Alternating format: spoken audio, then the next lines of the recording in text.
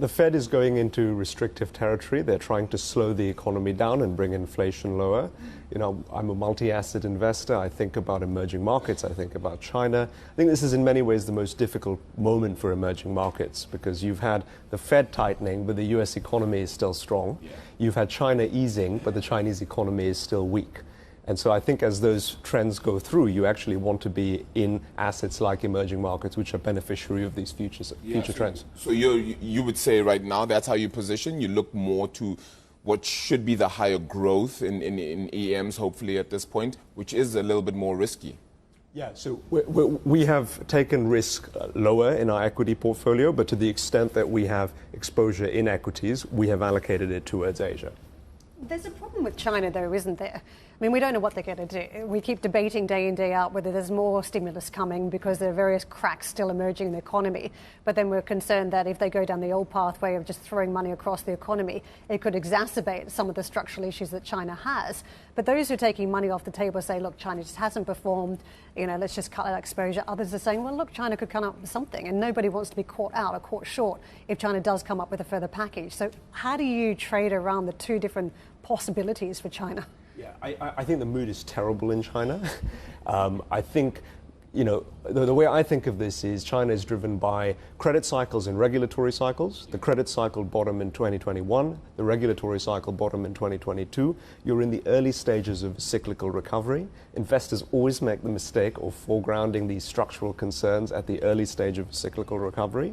We've got demographics and all this. I saw the debt trap yesterday, but actually, they are going to stimulate. They're highly incentivized to stimulate.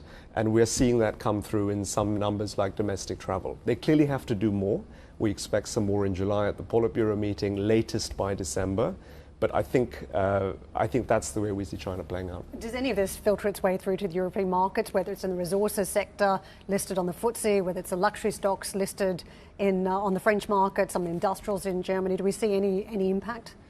Definitely, you will, but the equity risk premium is about 8% in China at the moment. It's very high, and you would see the impact of that in China and in Asian markets first. With you perhaps looking at particularly some sort of less risk, but still in that emerging market space, would you worry at the thought of a possible recession? I know that the central bankers themselves have kind of put it as almost a last case resort here. Do you factor that in at all? Does that worry at this point that there isn't any recessionary risk sort of piled in? Yeah, we've all been worried about a recession, arguably too much over the last 12 months, when actually you've had this bullwhip effect from the post-COVID period really driving markets.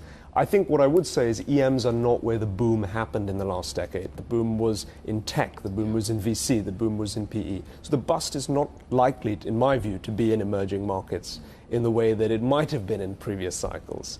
I would also say that emerging markets understand inflation better than developed market central bankers, as we've learned over the last few years, where emerging market central bankers took inflation more seriously in 2021 and 2022.